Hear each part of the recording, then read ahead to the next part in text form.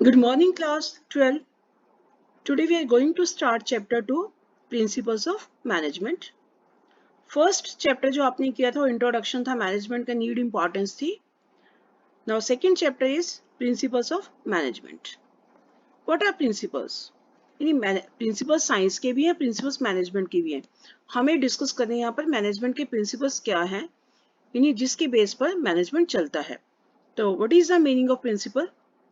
We'll discuss in this chapter, and what are the principles given by different persons we will discuss in this chapter. First of all, I'm going to tell you what are the contents as per latest CBSE syllabus of this chapter.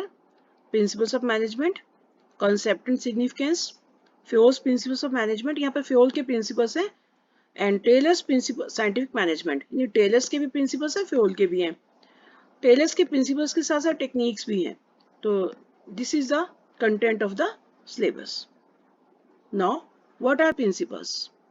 ये principal है क्या? Principles का meaning क्या और management principles का meaning क्या है? First of all, what is principle? यानी principle refers to a statement which reflects the fundamental truth about some phenomena based on cause and effect relationship. यानी प्रिंसिपल एक fundamental truth है, एक आधारभूत सत्य है, सच्चाई है, जो हमें मतलब जो कॉज एंड इफेक्ट रिलेशनशिप के बेस पे बनी है. यानी अगर ऐसा करेंगे तो इसका रिजल्ट ये होगा, ये डिसाइडेड है. जिसे साइंस में आपके जो साइंटिफिक प्रिंसिपल्स बने हुए हैं, जैसे वाटर कैसे बनता है, वो वाटर जो है पूरे एक्सपेरिमेंटल स्टडी करने के बाद ही डिसाइड किया गया था. यानी हाइड्रोजन ऑक्सीजन के टू पार्ट को ऐड करेंगे तो वाटर बनेगा. तो एवरी टाइम सेम रिजल्ट रहता है. यानी कॉज क्या है इसमें, जब दोनों का मिक्सिंग करोगे, इफेक्ट क्या है, वाटर है. तो ये प्रिंसिपल्स एक सच्चाई के बेस पर बनाए गए हैं. तो लाइकवाइज जो मैनेजमेंट प्रिंसिपल्स हैं, these are broad and general guidelines. ये भी गाइडलाइंस देते हैं for decision making and behaviour of managers. यानी मैनेजमेंट प्रिंसिपल्स भी मैनेजर्स को गाइडलाइंस प्रोवाइड करती है कि डिफरेंट सिचुएशंस में उन्हें कैसे टैकल करना है, उन्हें कैसे बिहेव करना है, उन्हें डिसाइड कैसे करने हैं. तो मैनेजमेंट प्रिंसिपल्स हमारे यहाँ सिलेबस में एक हेनरी फ्योल के हैं और एक FW टेलर के हैं, फ्रेडरिक विंसलो टेलर के हैं. तो सबसे पहले ये मैनेजमेंट प्रिंसिपल्स और प्योर साइंस प्रिंसिपल में डिफरेंस क्या है? जो मैनेजमेंट प्रिंसिपल्स है फ्लेक्सिबल है, यानी अकॉर्डिंग टू सिचुएशंस इसे हम चेंज कर सकते हैं. बट जो प्योर साइंस के प्रिंसिपल्स है, दीज आर रिजिड, इनको चेंज नहीं कर सकते. इनका हमेशा सेम ही रिजल्ट रहेगा हर सिचुएशन में. बट मैनेजमेंट प्रिंसिपल्स के result according to situations change हो जाते हैं. यानी अकॉर्डिंग टू सिचुएशन हमें प्रिंसिपल्स को ज़्यादा भी अप्लाई करना पड़ सकता है, कम भी करना पड़ सकता है. Second point is management principles are applied with creativity. इसे क्रिएटिविटी के साथ अप्लाई किया जा सकता है. बट जो scientific principles are applied in absolute, जैसे हैं वैसे के वैसे ही, स्टैटिक मैनर, जैसे बनाए गए वैसे ही यूज किए जाते हैं. इसमें हम चेंजेस नहीं कर सकते. बट जो मैनेजमेंट प्रिंसिपल्स में हम चेंजेस कर सकते हैं. Third point, management principles have to keep pace with changes in environment. जो मैनेजमेंट प्रिंसिपल्स जो एनवायरनमेंट में चेंजेस के अकॉर्डिंग इसमें चेंजेस किए जाते हैं. But scientific principle do not change with time. ये समय के अनुसार चेंज नहीं होते. This is a difference between management principles and pure science principles. तो first of all, I'm going to tell you what are the principles. क्योंकि जितने भी क्वेश्चंस करोगे वहाँ principles के एग्जांपल्स आएंगे. तो मैं सबसे पहले आपको हेनरी फ्योल के principles करवा रही हूँ. What are the principles given by the Henry Fayol? Remaining chapters we will discuss. The starting questions say meaning, features, nature, and importance of management principles. We will discuss later on. First of all, I'm going to tell you what are Fayol's principles.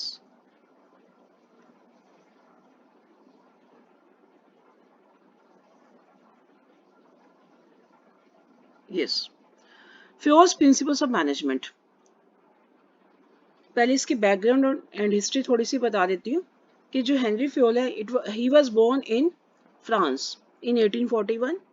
He got degree in mining engineering in 1860 and started working as engineer in a coal mining company. And in 1888 क्या किया, he was promoted as managing director of the company. Company का managing director के जो पद पर उसको promote कर दिया गया. At that time the company was in the situation of insolvency. Insolvency यानी बंद होने की सिचुएशन में थी company. He accepted the challenge and applied his managerial techniques to bring out the company from these situations, and he succeeded. उसने क्या किया, आपने थोड़ा सा जिस चैलेंज को एक्सेप्ट किया, उसने मैनेजरियल टेक्निक्स को तो कुछ डिफरेंट टेक्निक से अप्लाई की ताकि कंपनी को सिचुएशन से बाहर निकाला जा सके, और एट लास्ट वो सक्सीड हुआ इसमें. When he retired after 30 years, the company was a leading coal steel company with strong financial background. तो जब 30 इयर्स के बाद वो रिटायर हुआ तो जो कोल स्टील कंपनी थी जो फ्रांस की थी वो बहुत ही ज़्यादा स्ट्रॉन्ग फाइनेंशियल बैकग्राउंड के साथ थी. तो जो हेनरी फ्योल का थोड़ा सा बैकग्राउंड है, हिस्ट्री है, उसके कुछ ही कॉन्ट्रीब्यूशन है, इसे रीड कर लेना. इसके 14 प्रिंसिपल्स हैं. हेनरी फ्योल ने 14 प्रिंसिपल्स दिए हैं. तो फर्स्ट प्रिंसिपल है इसका डिवीजन ऑफ वर्क. अब ये कहता है कि 14 प्रिंसिपल्स है, वन बाय वन हम करेंगे. आज हम only 2 principles I will discuss with you. One, division of work, and second, authority and responsibility. तो डिवीजन ऑफ वर्क देखो, एज नेम शो, फ्योल ये कहते हैं कि जितना भी वर्क है एक ऑर्गेनाइजेशन में, it should be divided. According to this principle, the whole work must be divided into small task. इस पूरे काम को, यानी टोटल वर्क को क्या करो, छोटे छोटे हिस्सों में बांट दो. इससे क्या होगा, और बांट के एक स्पेशलाइज पर्सन को ही एलोकेट करने चाहिए. टोटल वर्क में एक सारा काम एक अकेला आदमी नहीं करेगा. कहते whole work should be divided into small task और units, and instead of assigning the whole work to one person, कहते एक पर्सन को पूरा काम देने के बजाय उस काम को छोटे छोटे टुकड़े कर लो और अलग अलग पर्सन को उनकी कैपेबिलिटी और क्वालिफिकेशन एक्सपीरियंस के अकॉर्डिंग डिस्ट्रीब्यूट कर दो, असाइन कर दो. When a person is performing a part of job again and again, जब एक पर्सन को जब पर्टिकुलर काम है बार बार उसी काम को करेगा तो ही will become perfect and specialized in doing that, and the efficiency level will improve. बार बार एक काम को करने से वो स्पेशलाइज्ड हो जाएगा और उसका एफिशिएंसी लेवल भी इम्प्रूव हो जाएगा. जैसे टेलर की शॉप पे जाते हो, देखते ही हो, तो टेलर ने अलग अलग, जैसे कोई शर्ट स्टिच कर रहा है, कोई पैंट स्टिच कर रहा है, तो मतलब हर एक पर्सन की अलग अलग एक ही टाइप का बार बार काम कर रहा है. बैंक का एग्जांपल भी ले सकते हो, आप अपने स्कूल का एग्जांपल भी ले सकते हो. Different teachers are teaching different subjects. जैसे suppose I am teaching you business studies, तो बार बार एक ही सब्जेक्ट को करा के, and other section I am teaching accountancy, तो बार बार सेम सब्जेक्ट करा के, तो इससे क्या होता है, परफेक्शन लेवल और स्पेशलाइजेशन इंक्रीज हो जाता है. तो फिर said not only the factory work, कि सिर्फ फैक्ट्री में डिवीजन वर्क नहीं होना चाहिए, but technical, managerial and skill jobs should also be divided into small segments of for specialisation. कहते कि सिर्फ फैक्ट्री में ही काम को बांट कर नहीं करना, कोई भी मैनेजरियल स्किल है, टेक्निकल जॉब है, सभी को ही छोटे छोटे हिस्सों में, जो स्मॉल सेगमेंट्स में डिवाइड कर देना चाहिए ताकि स्पेशलाइजेशन को लाया जा सके. For example, in bank one person is receiving cash, one is giving cash, one is making entry in passbook, one is giving loan, one is doing FD, etc.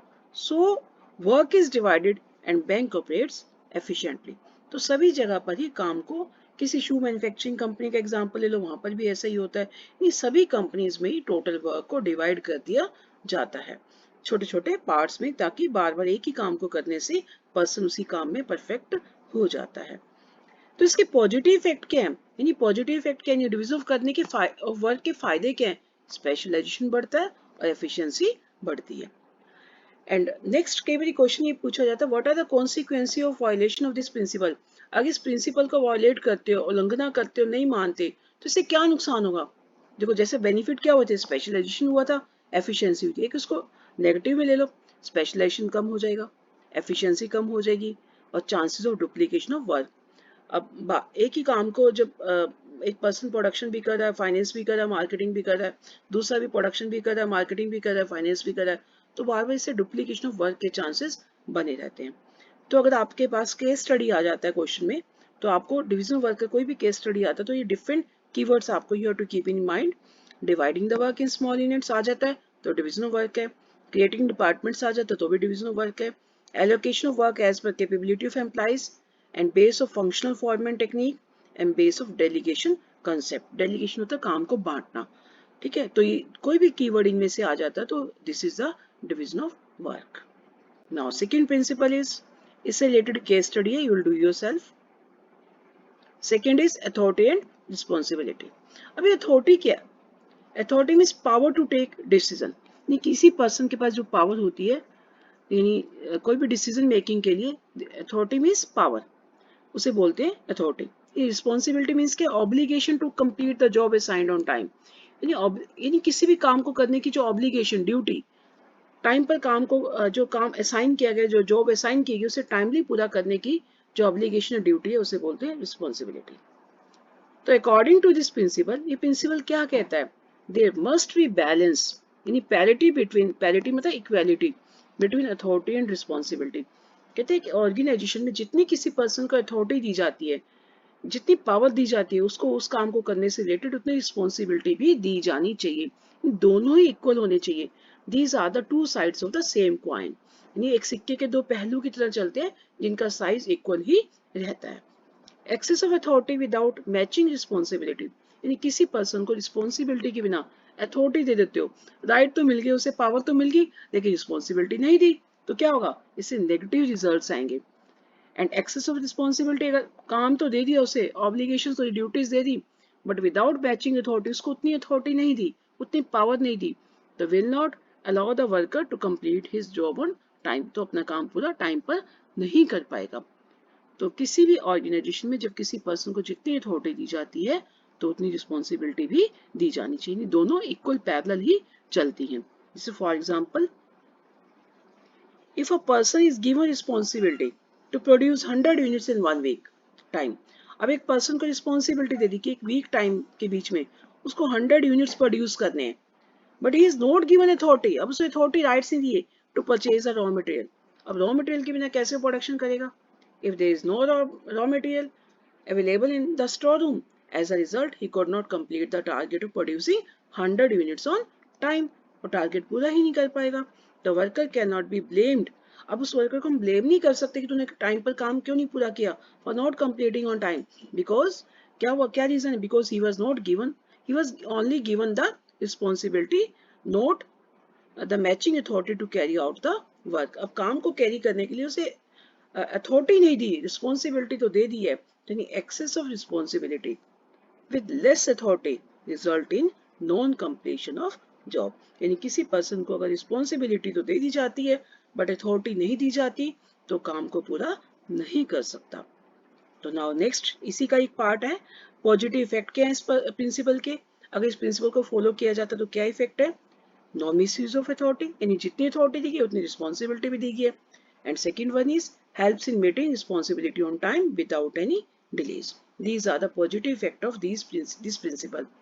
Now next question, consequences of violation of this principle.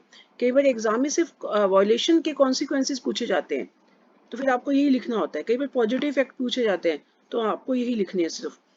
तो first is delay in work, natural है कि जब अगर authority responsibility equal नहीं है तो delay in work हो सकता है, completion of work due to less authority, and next misuse of authority due to excess authority, अगर अथॉरिटी ज़्यादा दे दी तो मिसयूज करेगा, अगर रिस्पॉन्सिबिलिटी एक्सेस दे दी है तो ओवरबर्डन हो जाएगा काम से, तो इस तरह से ये these are the consequences of violation of this principal.